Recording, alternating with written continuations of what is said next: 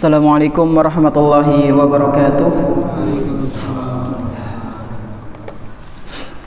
Alhamdulillahirabbil alamin, wassalatu wassalamu ala nabiyyina Muhammadin wa ala alihi wa ashabihi wa man tabi'ahum bi ihsanin ila yaumiddin. Asyhadu an la ilaha illallah wahdahu la syarika lah wa asyhadu anna Muhammadan abduhu wa rasuluhu la nabiyya ba'dah. Alhamdulillah, segala puji bagi Allah Subhanahu wa taala yang mana Dia telah memberikan kepada kita semuanya nikmat yang begitu banyak. Dan di antara kenikmatan yang telah Allah Tabaraka wa taala berikan kepada kita yaitu berupa nikmat iman, sehat, Islam, dan kita bisa kembali menunaikan salat subuh berjamaah yang kemudian dilanjutkan dengan ta'lim di salah satu rumah-rumah Allah Subhanahu wa taala yang kita cintai ini.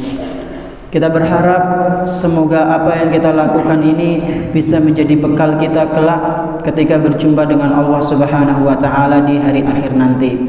Allahumma amin. Salawat beserta salam semoga senantiasa tercurah limpahkan kepada Nabi kita yang tercinta, Nabi Muhammad sallallahu alaihi wasallam, beserta para keluarganya, para sahabatnya, dan umatnya yang senantiasa mengikuti sunnah-sunnah beliau hingga hari akhir nanti. Bapak-bapak dan ibu-ibu serta jamaah sekalian yang semoga senantiasa dimuliakan oleh Allah Subhanahu wa taala. Pada kesempatan yang berbahagia kali ini kita akan memasuki hadis kepinten, Pak, Bu? Sekawan apa Kangsal? Kelalen, Mas. Ini pertemuan kelima. Kita masuk hadis yang keempat. Loh, kok bisa hadis keempat, Ustaz? Karena pertemuan yang pertama kemarin bahas apa?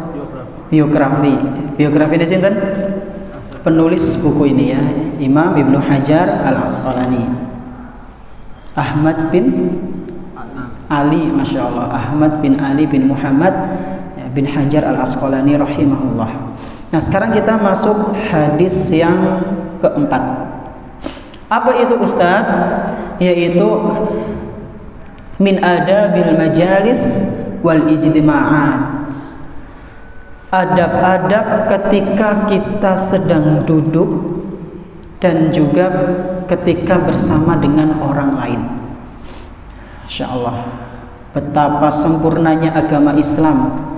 Sampai masalah duduk dengan orang lain pun dibahas. Bahkan sampai masuk kamar mandi pun dibahas. Harus kaki mana dulu ketika masuk? Ketika keluar harus kaki mana dulu? Bahkan ketika makan, pilih yang mana dulu? Yang terdekat atau yang terjauh, itu dibahas, Pak.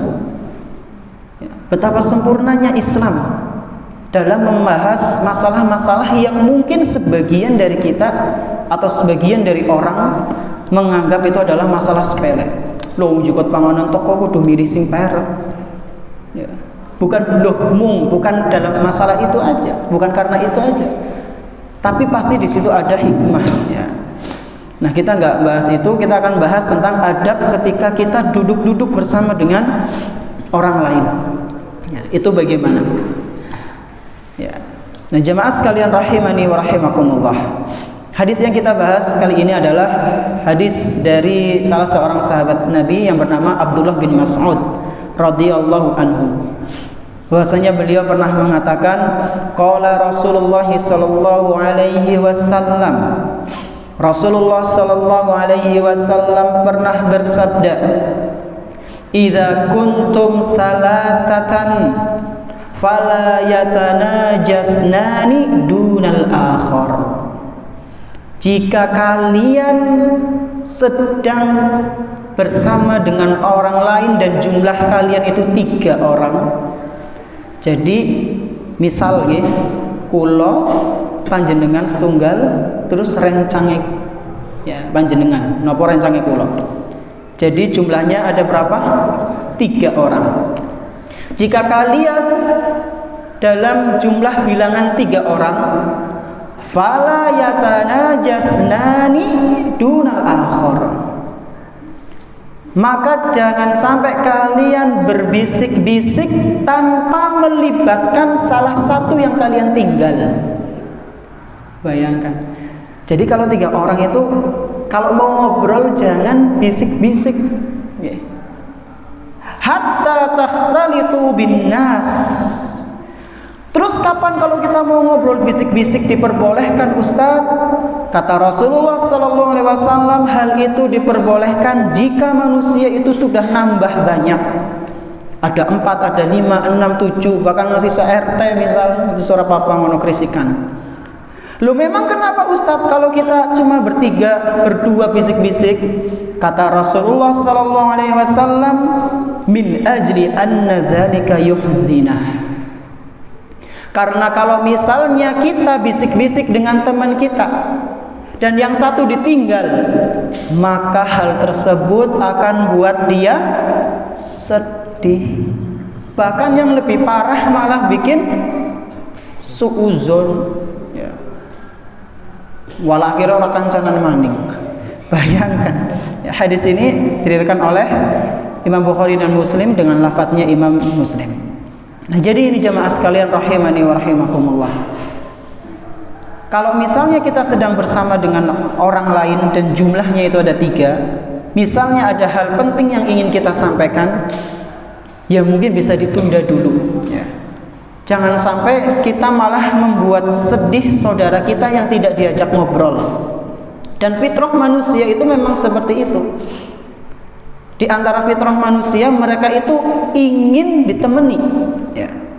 Fitrah manusia itu ingin ditemani dan ingin punya saudara. Maka bisa dikatakan lombok. Kalau ada orang kok lah nyong ngomong nikah lah, nyong nyaman, happy, single, lombok. Ya. Dalam hatinya pasti ada rasa ingin ditemani sampai akhir hidupnya dengan seseorang. Karena itu sudah fitrah manusia. Dan di antara fitrah yang lain adalah dia nggak ingin ditinggalkan. Nah kalau ngobrol orang lain berdua dia ditinggalkan kan pasti sedih, dan itu udah fitrah. Ya. Jangan sampai kita membuat dia sedih, dan jangan sampai pula yang lebih parah malah membuat orang yang ada di sebelah kita itu sampai berburuk sangka. Ya. Jadi inilah hadis yang keempat yang bisa kami bahas dalam pertemuan yang berbahagia kali ini.